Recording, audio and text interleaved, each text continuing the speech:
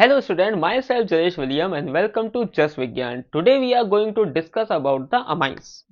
ये organic chemistry का एक यूनिट है 12th क्लास के लिए। खासतौर से हम जो सीरीज इस समय बना रहे हैं वो 12th क्लास के बोर्ड के बच्चों के लिए बना रहे हैं, क्योंकि 27 फेब में आपका एग्जाम होने वाला है।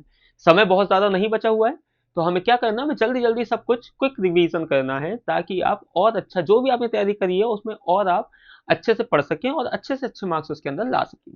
तो इसी श्रृंखला को आगे बढ़ाते हुए आज हम लोग बात करने वाले हैं अपने एक नई यूनिट के बारे में, जिसका नाम है अमाइंस। चलिए तो स्टार्ट करते हैं। देखिए, सबसे पहले अगर बात करें बेटा, तो अमाइंस है क्या? अमाइंस है क्या? आप लोगों ने अपनी ऑर्गेनिक केमिस्ट्री में 12th क्लास में देखा कि आपने रिसेंटली जितने वीडियोस देखे होंगे या जो चैप्टर आपने पढ़े होंगे उसमें आपको पता चला होगा कि पहला जो चैप्टर आप लोगों का ऑर्गेनिक केमिस्ट्री में वो है हेलो एल्केन। दूसरा चैप्टर जो है वो है आपका एल्कोहल फिनॉल। तीसरा जो है वो है आपका एल्डिहाइड कीटोन कार्बोक्सिलिक एसिड। और चौथा जो है हम लोगों का उसका नाम है अमाइंस।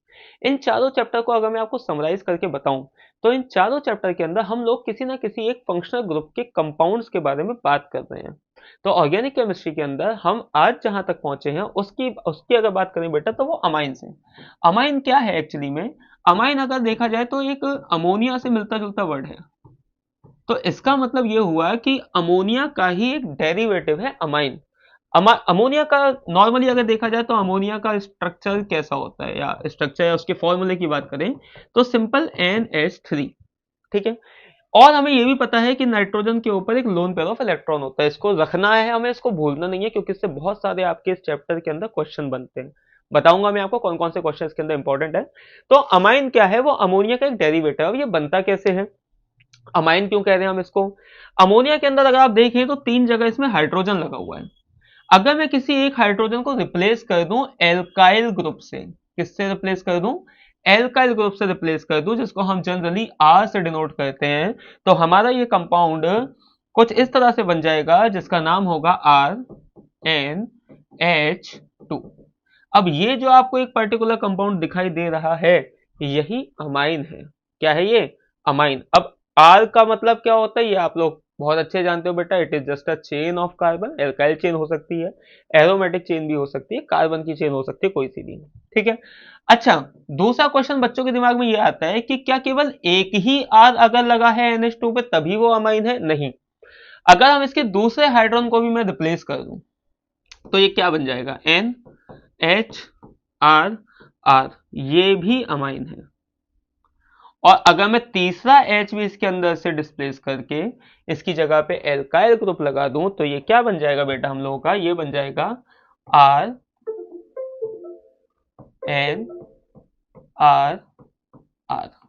ये भी अमाइन है। अब इसका मतलब क्या हुआ कि अमाइन हमारे पास तीन तरह के हैं? नहीं, इसका मतलब ये नहीं है, ये कोई क्लासिफिकेशन नहीं है एक्चुअली में। लेकिन हाँ, एक चीज तो है, आपने कई बार सुना होगा ऑर्गेनिक केमिस्ट्री में कि हम लोग प्राइमरी कंपाउंड्स के बारे में पढ़ते हैं, सेकेंडरी कंपाउंड्स के बारे में पढ़ते हैं, टर्शरी कंपाउंड्स के बारे में पढ़ते हैं। तो ये अमाइन जो है ना, ये क्या है? अमोनिया का एक ऐसा डेरिवेटिव जिसके अंदर H को रिप्लेस करके एल्काइल ग्रुप लगा दिया हो। ये सबसे सिंपल डेफिनेशन है अमाइन की। अब ये तीन तरह के अमाइन मैंने बना दिए। एक जिसमें एक आर रिप्लेस हुआ है, दूसरा जिसमें दो आर रिप्लेस हुए हैं, तीसरा जिसमें तीन आर लगे हुए हैं। बने का ऐसे सारे के सारे अमोनिया से ही मैंने बनाए हैं यहाँ पे। कहने का मतलब ये है कि जिसमें एक आर लगा हुआ है बेटा, वो हमारा कहलाता है प्राइमरी अमीन। जिसमें दो आर लगे हुए हैं वो कहलाएगा हमारा सेकेंडरी अमाइन। और जिसमें तीन आर लगे हुए हैं वो कहलाएगा हमारा टर्शरी अमाइन। तो it is just a simple classification ही आप मान लीजिए इसको। अब देखिए, इसको जरा तरीके से पढ़ते हैं। एक्चुअली में अगर कोई आपसे पूछे कि what do you mean by amines, तो आप उसको क्या बताओगे? The derivatives derivatives of ammonia ammonia in which hydrogen hydrogen is replaced by alkyl or aryl chain। ये सिंपल डेफिनेशन है अमाइन की। अमोनिया का एक ऐसा डेरिवेटिव जिसके अंदर हमने हाइड्रोजन को रिप्लेस कर दिया है एल्काइल चेन से या फिर एराइल कंपाउंड से। एराइल का मतलब एरोमेटिक कंपाउंड, सिंपल बेंजीन मान करके आप इसको चल सकते हैं। अब ये अमाइन हमारे लिए इंपॉर्टेंट क्यों है, हम इसको क्यों पढ़ रहे हैं? देखिए ये क्वेश्चन जब मैं बच्चों से पूछता हूँ ना कि हम लोग केमिस्ट्री क्यों पढ़ते हैं या हम लोग अमाइंस क्यों पढ़ रहे हैं, तो सारे बच्चे एक ही चीज बोलते हैं, सर क्योंकि सिलेबस में है। सिलेबस में तो है, आपको अब क्यों पढ़ाया जा रहा है? 10th में क्यों नहीं पढ़ा दिया गया? 11th में क्यों नहीं पढ़ाया गया? इसलिए नहीं पढ़ाया गया बेटा क्योंकि उस टाइम पे आपको केवल बेसिक नॉलेज दी जा रही थी, अब आपको स्पेसिफिक चीजें बताई जा रही हैं, ठीक है ना?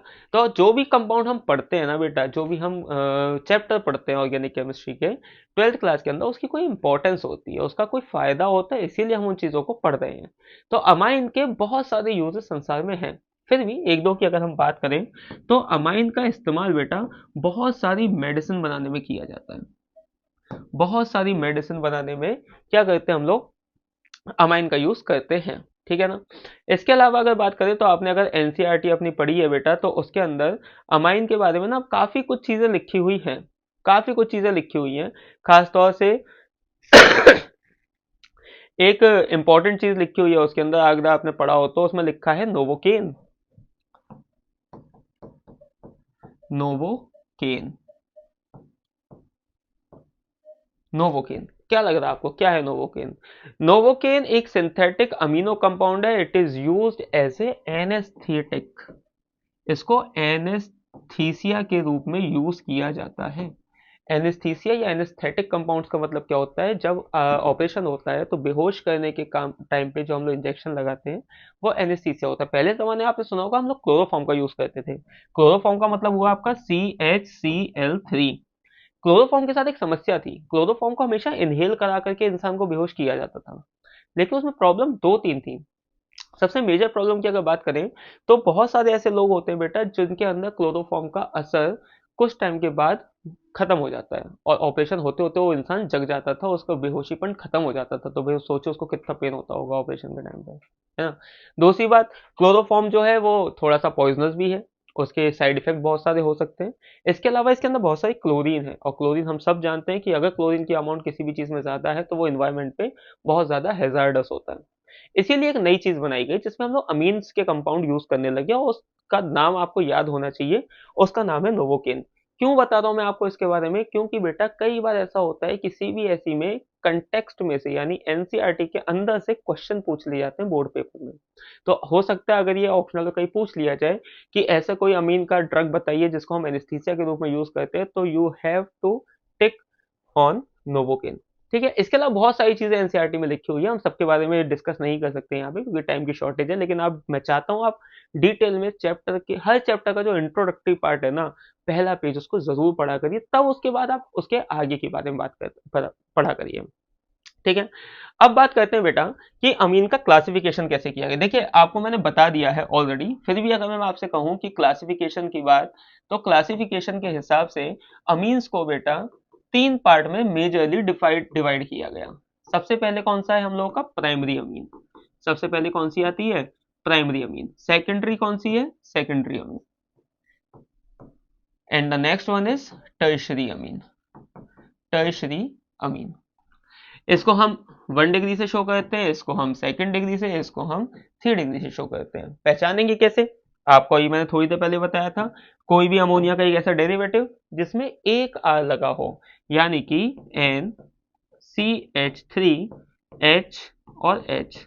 देखिए इसमें दो H लगे हुए हैं, एक तरीका दूसरा भी है, या तो आप R को काउंट कर लीजिए या फिर 3 - N करके आप नंबर ऑफ हाइड्रोजन को इसके अंदर से माइनस कर दीजिए, नंबर ऑफ हाइड्रोजन।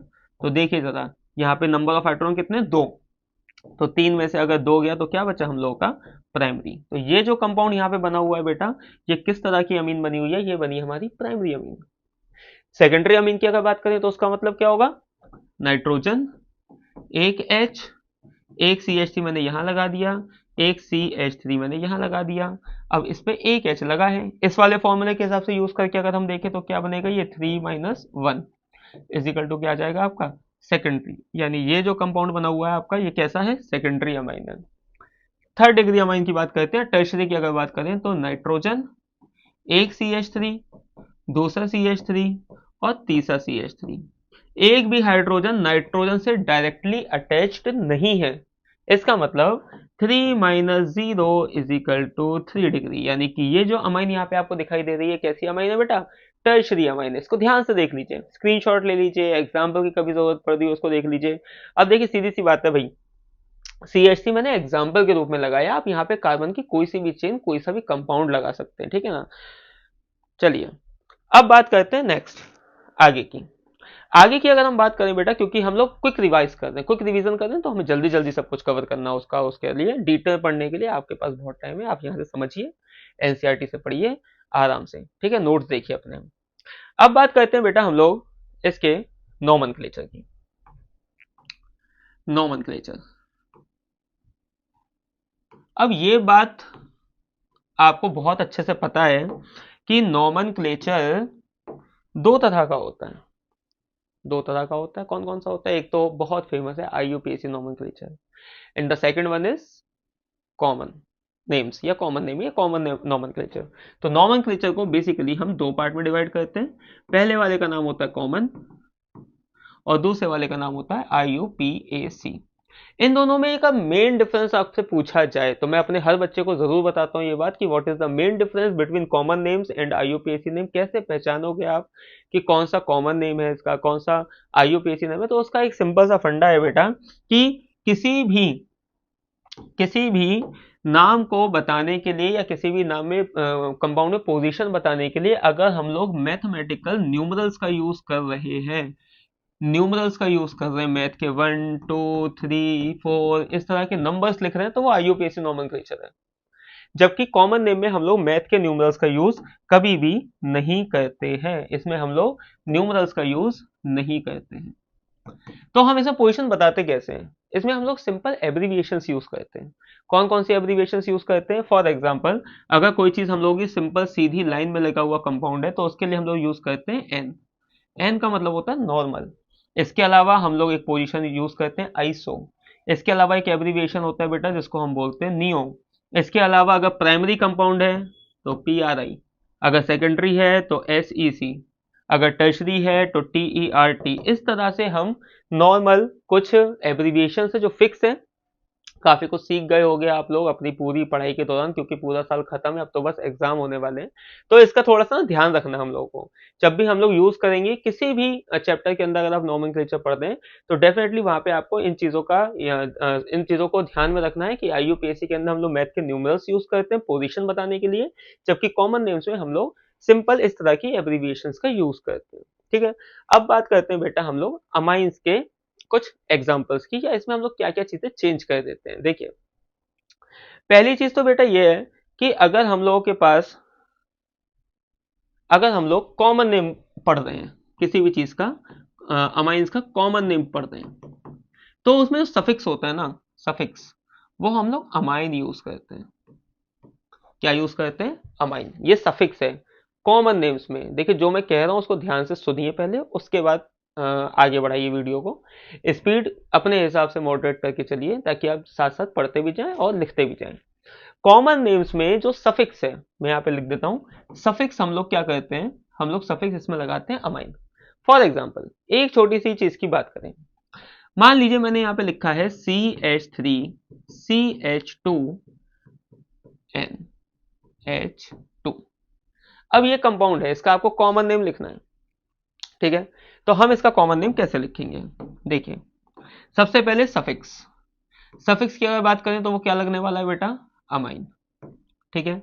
अब ये जो दिख रहा है आपको, इसके अंदर कितने कार्बन है हमारे? दो कार्बन को हम लोग क्या बोलते हैं? ईथेन। लेकिन ध्यान रखिए कॉमन नेम में हम लोग जो पेरेंट हाइड्रोकार्बन चेन है उसके आगे, यानी कि ये जो पेरेंट हाइड्रोकार्बन चेन है, इसमें हम लोग YL लगा देते हैं। क्या लगा देते हैं? YL, यानी कि इथेन बन जाएगा हमारा इथाइल।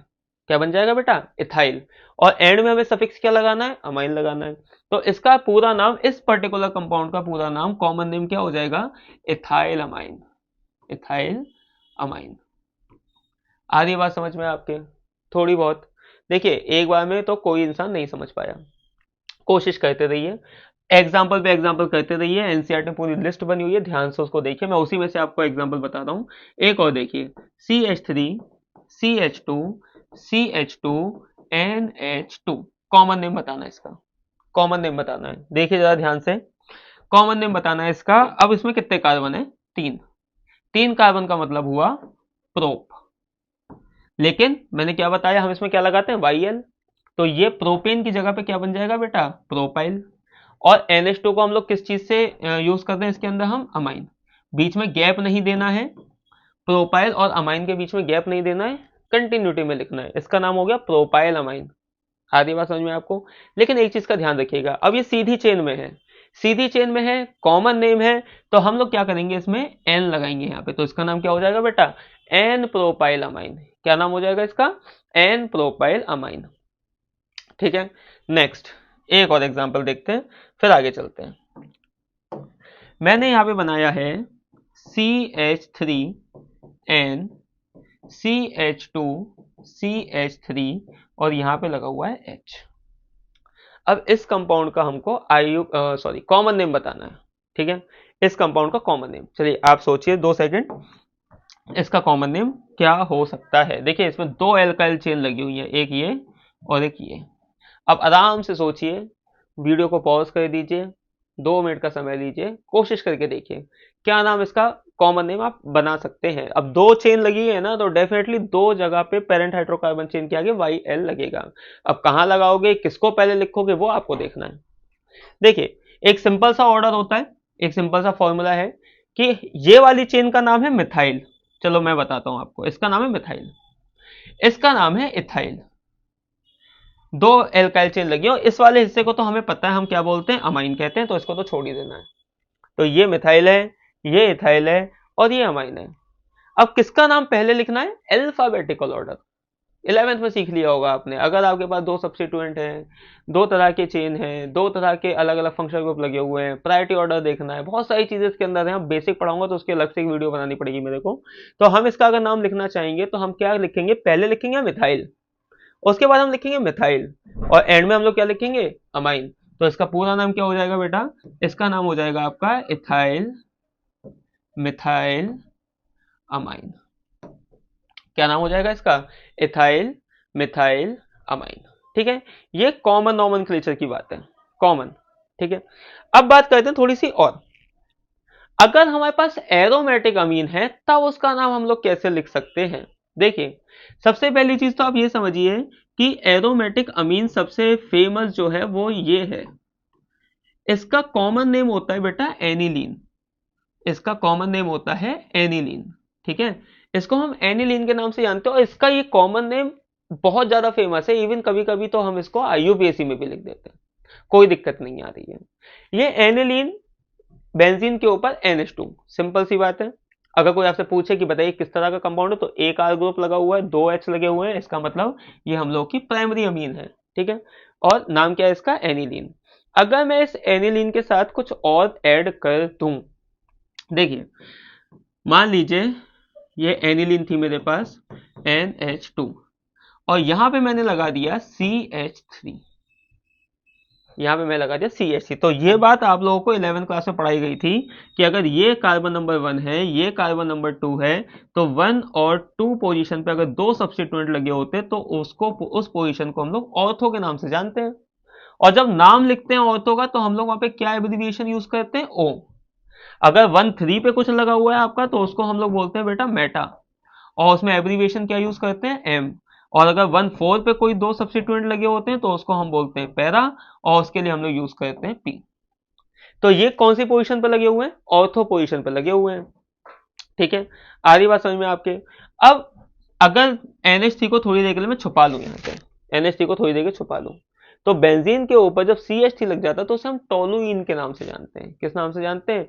टोलुइन के नाम से जानते हैं। और अगर CH3 को छुपा लूं तो इसको हम एनिलीन के नाम से जानते हैं। तो इसका, इस कंपाउंड का, इस स्पेसिफिक कंपाउंड का जो कॉमन नेम है बेटा, वो कॉमन नेम क्या है? ऑर्थो पोजीशन पे लगा है, सबसे पहले हम यहाँ पे क्या लिख देंगे? O। अब इसके आगे टोलुइन और एनिलीन दोनों को मिलाकर के एक वर्ड बनाया गया है जिसका नाम है आपका टोलुडाइन, ऑर्थो टोलुइडाइन, टोलुइडाइन। अगर ये मेटा पे लगा होता, इधर की तरफ लगा होता CH3, यहाँ पे नहीं होता, तो इसका नाम क्या हो जाता, मेटाटोलुइडाइन। और अगर ये पैरा पे लगा होता, यानी इधर NH2 इधर CH3, तो इसका नाम क्या हो जाता, पैराटोलुइडाइन। ये कॉमन नेम्स हैं, बहुत इंपॉर्टेंट हैं। क्यों इंपॉर्टेंट है बेटा, क्योंकि इनमें से पेपर में पूछ लिया जाता है, और हम लोग इस समय पेपर की तैयारी करते हैं। सीखने का समय तो बहुत पहले निकल गया, लेकिन जो सीखा है उसको रिवाइज करने का, उसको रिफ्रेश करने का टाइम है। तो फटाफट से आप इसका स्क्रीनशॉट ले लीजिए, वीडियो को रोक लीजिए, देख करके नोट बनाते चलिए, साथ के साथ आगे चलते हैं। अब इन कॉमन नेम्स के बाद नेक्स्ट बात आती है हम लोगों के IUPAC नॉमेनक्लेचर की। ठीक है, देखिए IUPAC नॉमेनक्लेचर की अगर हम बात करें तो IUPAC के रूल्स आप बहुत अच्छे से जानते हैं सब। ठीक है, हम लोग यहाँ पे जो पेरेंट हाइड्रोकार्बन चेन होती है उसमें हम डायरेक्ट एल्केन का ही नाम लिखते हैं। ई को इसमें हटा दिया जाता है, ई को इसमें हटा दिया जाता है, और उसकी जगह पे क्या लगा दिया जाता है, अमाइन। उसकी जगह पे क्या लगा देते हैं, अमाइन, एल्केन अमाइन। ठीक है, फॉर एग्जाम्पल से बात करते हैं। मेरे पास था CH3 CH2 NH2, एक कंपाउंड है ये। इसका IUPAC नाम लिखना है मुझे। क्या नाम होगा इसका, बताइए फटाफट सोच करके, क्या नाम होगा इसका। 2 कार्बन है, 2 कार्बन का मतलब हुआ ये इथेन। अब इथेन में पूरा इथेन हम लिखते हैं, और उसके अंदर से क्या मिटा देते हैं बेटा, ई हटा देते हैं, और ई हटा करके उसकी जगह क्या लगा देना है, अमाइन। बस हो गया ना। ये कैसा नाम हो गया इसका, IUPAC नाम हो गया। कैसा नाम हो गया बेटा, ये हो गया इसका IUPAC नाम। आ रही बात समझ में आपके। ठीक है, आगे चलिए, देखिए नेक्स्ट मेरे पास है CH3 CH2 CH2 और नेक्स्ट CH3 और यहां पे लगा हुआ है NH2। फटाफट से सोचिए क्या नाम होगा इसका। पेरेंट हाइड्रोकार्बन चेन को देखिए, इतनी बड़ी है, कितने कार्बन है, 1 2 3 4 5। 5 का मतलब क्या हुआ, पेंट एन। ई को हटाना है, यहां से ई को हटा दीजिए, अमाइन लगा हुआ है, अमाइन लगा दीजिए। अब ये अमाइन लगा कहां है, अब ये अमाइन लगा कहां है, कौन सा नंबर के कार्बन पर लगा हुआ है, पहले हमें ये भी तो सोचना पड़ेगा। काउंटिंग कहां से करते हैं, जहां से फंक्शन ग्रुप हमारे पास पढ़ते हैं। तो ये हो गया आपका कार्बन नंबर 1 2 3 4 5। तो 2 पे क्या लगा हुआ है हमारा, अमाइन, तो इसका नाम क्या हो गया बेटा, 2 पेंटेन अमाइन। आप चाहें तो 2 को यहां लिख सकते हैं, आप चाहें तो यहाँ पे इस 2 को यहाँ पे भी लिख सकते हैं। अगर यहाँ पे लिखेंगे तो उसका नाम क्या हो जाएगा, पेंटेन 2 अमाइन। दोनों ही सही है, दोनों ही सही है, कुछ भी लिख सकते हैं आप इसकी जगह पे, चाहे 2 को पहले लिख दीजिए, चाहे 2 को बीच में लिख दीजिए। ठीक है ना, आ रही बात समझ में आपको। तो ये तब है जब पेरेंट हाइड्रोकार्बन में से ब्रांचिंग निकली हो एन की। अब इसकी एक नई चीज दिखाता हूं आपको। कभी कभी आपको कंपाउंड मिलेंगे कुछ इस तरह के, देखिए जरा, CH3N CH3 और यहां पे लगा हुआ है H। इस कंपाउंड का IUPAC नाम लिखना है बेटा हमें, इस कंपाउंड का IUPAC नाम लिखना है हमें। अब कैसे लिखेंगे, बड़ी समस्या है। ये लाइन से होते तो 3 कार्बन होते तो प्रोप होता, अब ये 2 कार्बन दोनों अलग अलग और लगे हुए हैं, तो इसमें क्या करना है हम लोगों को फिर, इसमें हमें क्या करना है बेटा पता है। इसमें सबसे पहले एक को तो हम लोग मान लेते हैं पेरेंट हाइड्रोकार्बन चेन, तो मैं मान लेता हूं इस वाले को पेरेंट हाइड्रोकार्बन चेन। ठीक है, तो इसका नाम हम एन के हिसाब से लिखेंगे, एल्केन के हिसाब से लिखेंगे। ठीक है, तो मैं इसका नाम लिख देता हूं पहले तो यहाँ पे मीथेन।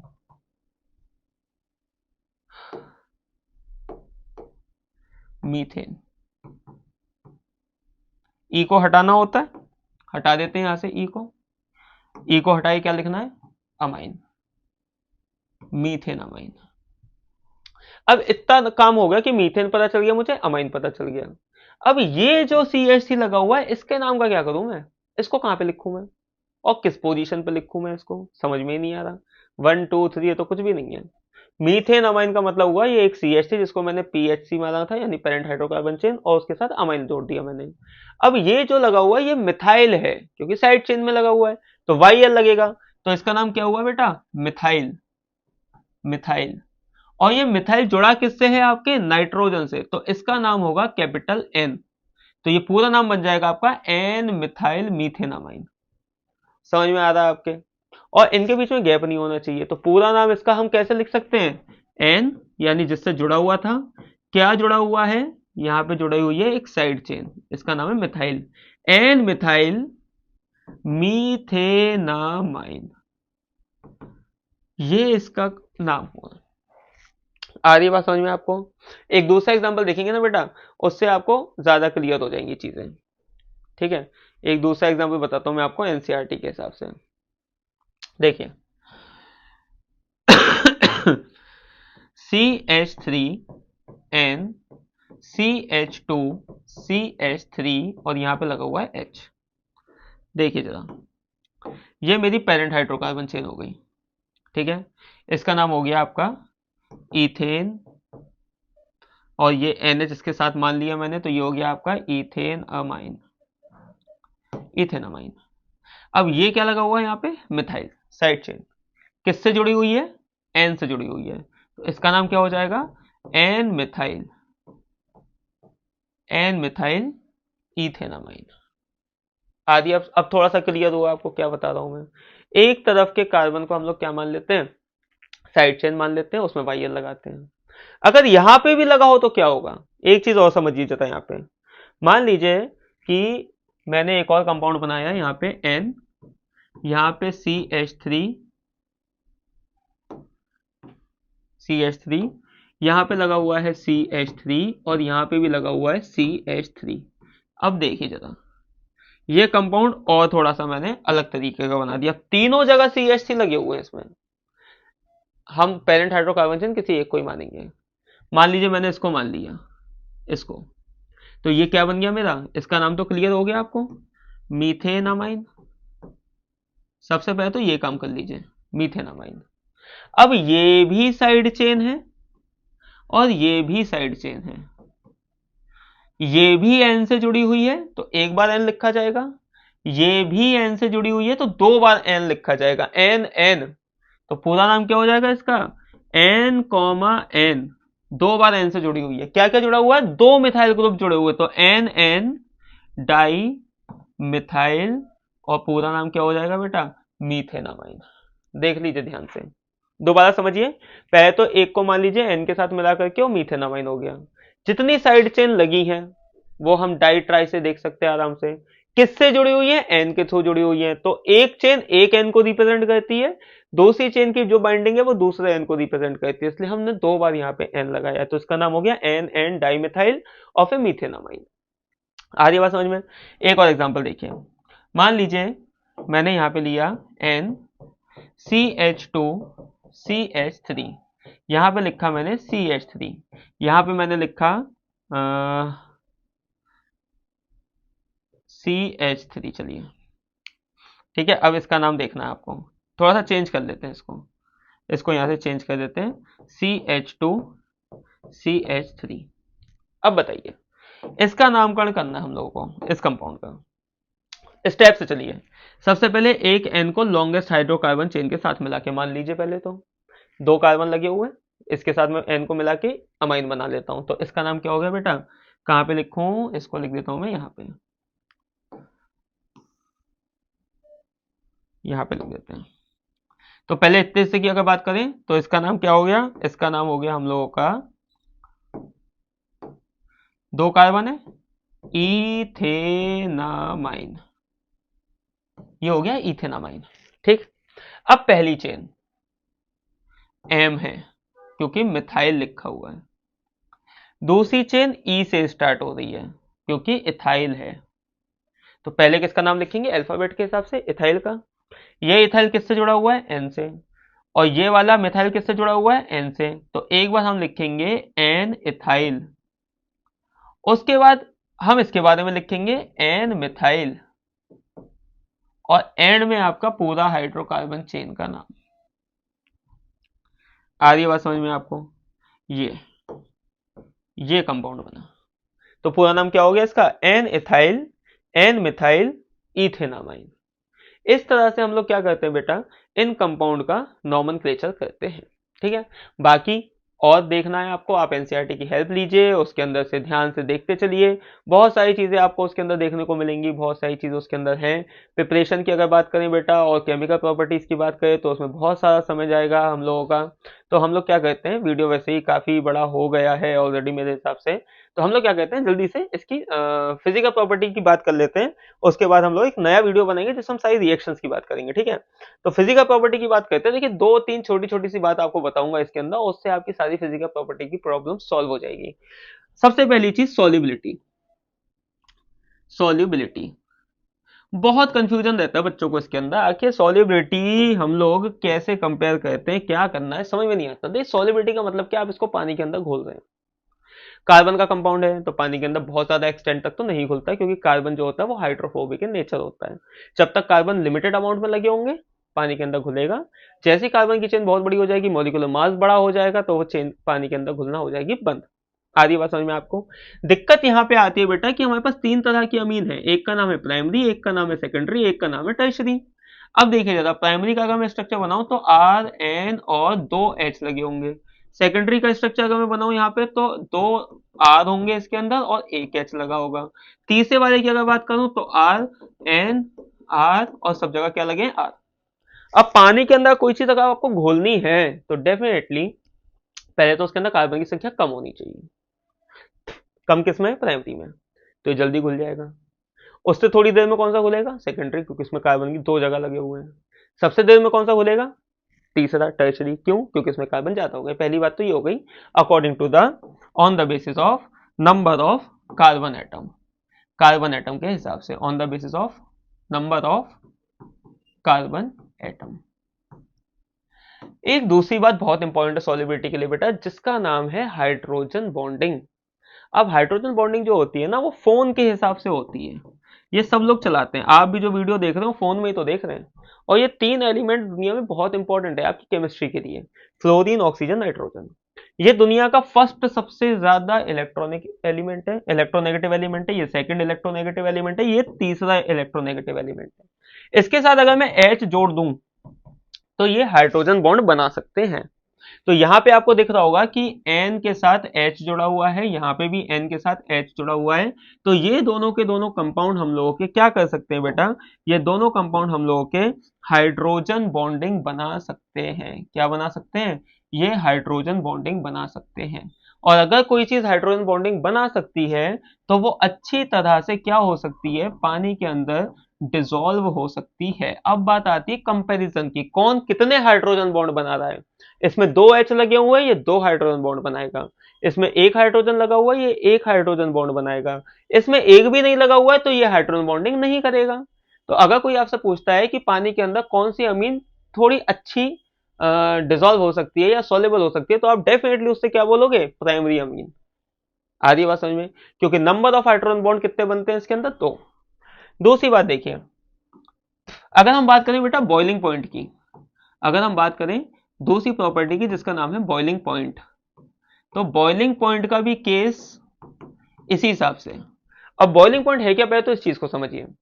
बॉइलिंग पॉइंट का मतलब है जो भी हमारे पास अमीन है, चाहे प्राइमरी हो चाहे सेकेंडरी चाहे टर्शरी, वो लिक्विड फॉर्म में है और उसके अंदर ढेर सारे सेम सेम एलिमेंट है, सेम सेम ग्रुप लगे हुए हैं ढेरों। जैसे कि अगर मैं यहाँ पे लिखूं RNH और H, तो उसके साथ दूसरा भी होगा RNH और H। ढेरों ढेर सारे हमारे पास RNHH होंगे। तो इसमें इंटरमोलिकुलर हाइड्रोजन बॉन्डिंग हो सकती है, और जितने ज्यादा N और H होंगे उतनी ज्यादा इसके अंदर क्या होगी बेटा? हाइड्रोजन बॉन्डिंग होगी। तो इसके अंदर हम लोगों की intermolecular intermolecular hydrogen bonding available है। और अगर इंटरमोलिकुलर हाइड्रोजन बॉन्डिंग है तो आप जब इसको बॉयल करना चाहोगे ना, तो आपको टेम्परेचर थोड़ा सा बढ़ाना पड़ेगा, क्योंकि हाइड्रोजन बॉन्डिंग जो होती है वो बॉइलिंग पॉइंट को थोड़ा सा इंक्रीज कर देती है, क्योंकि आपको बॉयल करने के लिए एक्स्ट्रा एफर्ट लगाने पड़ेंगे, एक्स्ट्रा एनर्जी लगानी पड़ेगी। आगे बात समझ में आपके? तो हमारे पास कितनी तरह की अमीन है बेटा? तीन तरह की अमीन है। एक जिसके अंदर RNH2 लगे हुए हैं, एक के अंदर RNH और R लगा हुआ है, और तीसरे वाले के अंदर RNR लगा हुआ है। अब मुझे फटाफट से सोच करके बताइए कि इन तीनों में से सबसे ज्यादा बॉइलिंग पॉइंट किसका होगा, जिसके अंदर ज्यादा हाइड्रोजन बॉन्डिंग होगी। ज्यादा हाइड्रोजन बॉन्डिंग किसके अंदर होगी, प्राइमरी वाले के अंदर होगी। इसीलिए इसका जो बॉइलिंग पॉइंट है वो कैसा होगा बेटा हम लोगों का, ज्यादा होगा। यानी कि अगर बात करी जाए बॉइलिंग पॉइंट की, उसको अगर हम एक ऑर्डर में लिखें तो कैसे लिखेंगे, प्राइमरी का बॉइलिंग पॉइंट सबसे ज्यादा, उसके बाद सेकेंडरी का बॉइलिंग पॉइंट, और उसके बाद टर्शरी का बॉइलिंग पॉइंट, अगर हमारे पास कार्बन की संख्या सेम सेम या मॉलिक्यूलर मास सिमिलर सिमिलर है तो। आ रही बात समझ में आपके। तो ये था बेटा बॉइलिंग पॉइंट का ऑर्डर, जो कि पूरी तरह से डिपेंड करता है हमारे हाइड्रोजन बॉन्ड पे। इसी तरह से सॉल्युबिलिटी भी हम लोग की किसके ऊपर डिपेंड करती है, हाइड्रोजन बॉन्डिंग पे। तो प्राइमरी सेकेंडरी टर्शरी का कई बार ऐसा क्वेश्चन आया है कि आप इन तीनों को कैसे डिस्टिंग्विश करोगे केमिकली, उसके बारे में हम बात करेंगे। प्रिपरेशन की रिएक्शंस के बारे में बात करेंगे और केमिकल प्रॉपर्टीज के बारे में जानेंगे, लेकिन नेक्स्ट वीडियो में, क्योंकि वीडियो ऑलरेडी बहुत बड़ा है। तो जल्दी ही मिलेंगे आपसे दूसरे वीडियो में, जिसमें हम बात करेंगे केमिकल रिएक्शंस ऑफ अमीन्स के बारे में। तब तक अपना ध्यान रखिए, अच्छे से पढ़िए, समय निकालिए अपने लिए पढ़ने का। Thank you so much.